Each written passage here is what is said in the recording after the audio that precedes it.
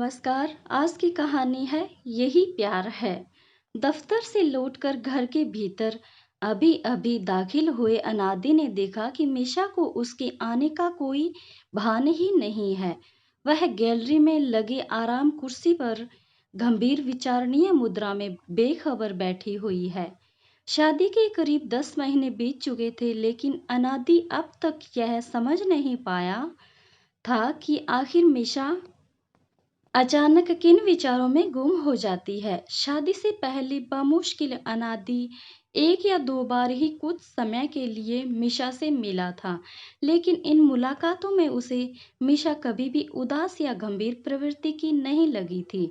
शादी के महीने भर बाद ही अनादि को ऐसा लगने लगा जैसे मीशा उससे कुछ कहने, पूछने या बताने का प्रयास तो करती है, परंतु संकोचवश वह ऐसा कर नहीं पा रही है। अनादि भी अपनी ओर से मीशा के दिल में छुपे राज को जानने की भरसक कोशिश करता, किंतु अब तक वह असफल ही था। अनादि के लिए आश्चर्य की बात यह भी थी कि मीशा अक्सर तभी उदास, दुखी या खोई खोई रहती जब वह अपनी अभिन्न सहेली मिनी से मिलकर घर लौटती। मिनी और मीशा दोनों स्कूल फ्रेंड थी। अनादि और मीशा के ब्याह के 1 महीने पश्चात मिनी का ब्याह भी इसी शहर के एक सफल रईस व्यापारी से हुआ था। मीशा अक्सर अपने फुर्सत के क्षणों को मिनी से मिलने उसके घर पहुंच जाया करती थी।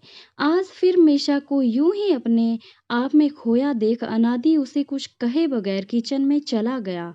अपने लिए चाय व मीशा के लिए कॉफी बनाकर अनादि गैलरी में ही ले आया और विचारों के भंवर में गोते लगाते मीशा से बोला, नॉक नॉक, आप किन ख्यालों में खोई हुई है मैडम? लीजिए गर्मा गर्म कॉफी। अनादि का इस तरह ऑफिस से थका हुआ लौटकर स्वयं के लिए चाय और मीशा के लिए कॉफी बनाकर लाना मीशा को बिल्कुल भी अच्छा नहीं लगा। मीशा को कॉफी पसंद है, यह अनादि जानता था। इन 10 महीनों में मीशा के पसंद नापसंद से अनादि वाकिफ हो चुका था। इस बात का मीशा को भी एहसास था, लेकिन वह यही नहीं समझ पा रही थी, यदि अनादि उसे इतनी अच्छी तरह से समझने लगा है तो वह उसके दिल की बात क्यों नहीं समझ पा रहा। वह क्यों मिनी के पति की तरह उससे अपने प्यार का इजहार नहीं करता, क्यों उसे कोई सरप्राइज नहीं देता, गिफ्ट नहीं देता, वीकेंड पर नहीं कहीं बाहर घुमाने लेकर जाता। वह क्यों हर वक्त काम में ही लगा रहता है। न जाने ऐसे कई अनगिनत सवालों के आग में मीशा के मन में सुलग रहे थे।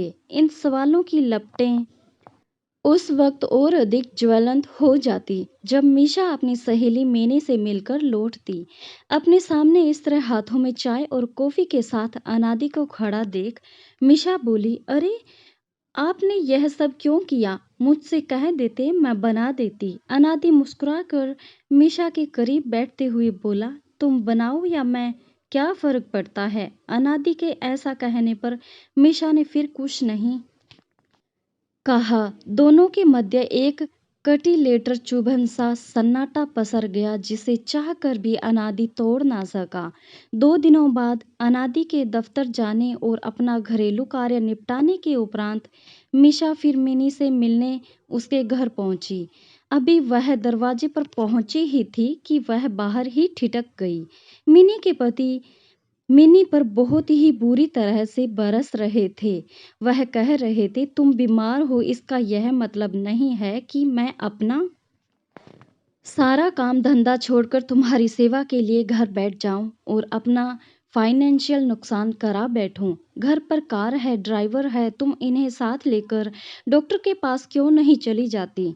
तुम्हें जितने रुपए चाहिए ले लो, लेकिन मुझसे यह उम्मीद मत रखना कि मैं अपना सारा काम काज छोड़कर तुम्हारी सेवा करूंगा या तुम्हें डॉक्टर के पास ले कर जाऊंगा। मिनी के पति को इस तरह बेपरवाही व बेरुखी से कहता सुन मीशा सन्न रह गई और उल्टे पांव सीधे अपने घर की तरफ लौट गई। सारे रास्ते अनादि के सहयोगात्मक व प्यार भरे व्यवहार परत दर परत मीशा की आंखों के समक्ष झूलने लगे। उसे स्मरण हो आया कि किस तरह पिछले महीनों अचानक उसकी तबीयत खराब होने पर अनादि अपना सारा काम स्थगित पूरा दिन उसका ख्याल रखता रहा। उसे डॉक्टर के पास लेकर गया, उसके लिए खिचड़ी पकाई और पूरा दिन उसके पास उसके साथ रहा। यह सब याद कर बार-बार मीशा का दिल उससे बस एक ही प्रश्न कर रहा था, अनादि का उसके प्रति जो व्यवहार है, क्या यही प्यार है?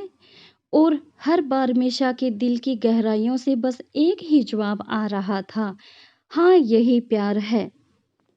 इतने महीने बाद आज मिनी के घर से लौटते हुए मीशा तनिक भी सवालों से घिरी हुई नहीं थी। उसे अपने सारे प्रश्नों के जवाब मिल गए थे। उसके मन में अनादि को लेकर अब कोई शिकवा या शिकायत नहीं थी। दोस्तों, अगर आपको मेरी कहानियाँ पसंद आए तो प्लीज़ मेरे चैनल को ज़रूर सब्सक्राइब कीजिएगा। धन्यवाद।